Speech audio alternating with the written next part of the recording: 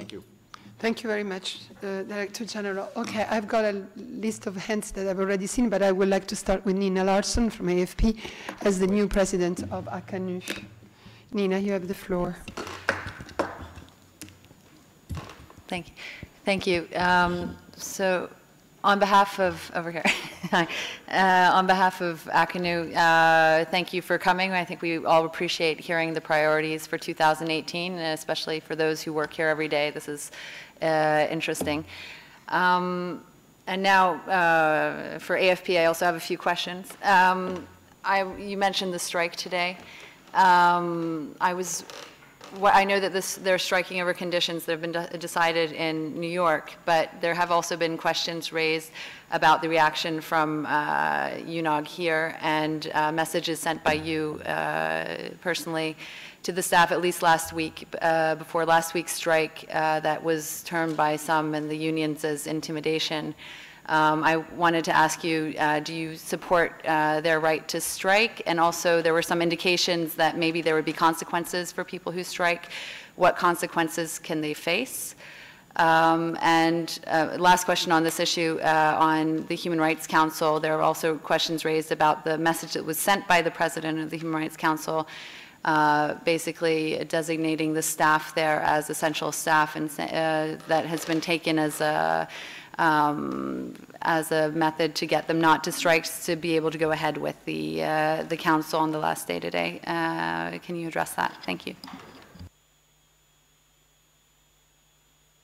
I'm actually happy you asked the question first. I don't want the whole conversation to be about the strike, but let me put a few things straight. First of all, I wish that both the staff representatives and some of you would have read what the statements that came out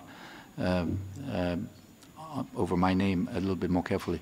This was not intended, nor was the content of that saying that there is no right to strike. We have a bit of a juridical problem, or judicial problem, if you want.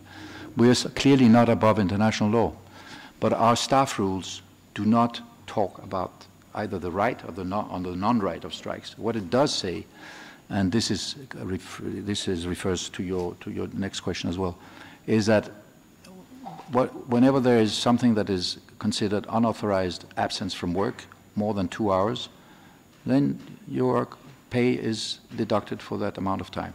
Now, this is completely in line with legislation in this country, in France, and in many other countries.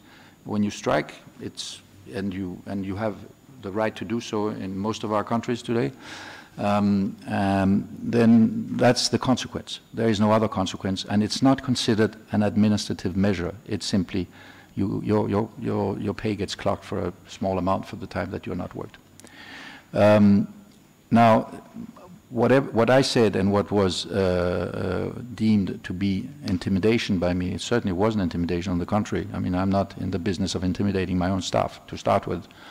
And frankly, at a personal level, I cannot sit as head of a UN organization in Geneva, where you have ILO and the Human Rights Council, all of which are are taking care of the rights of workers, are taking care of everybody's rights, and tell them that they don't have a right to strike. I'm just telling them that our rules, which I'm supposed to implement, don't take into account that activity, and that if they do it, we will adapt to it, and then we will take whatever measures I'm doing. Now, that text that came out, the first one last week, was not one that I drafted, and if you had read it carefully, you would have also seen the reference to my colleagues in New York and to the administration. This is a policy that is in place for everybody.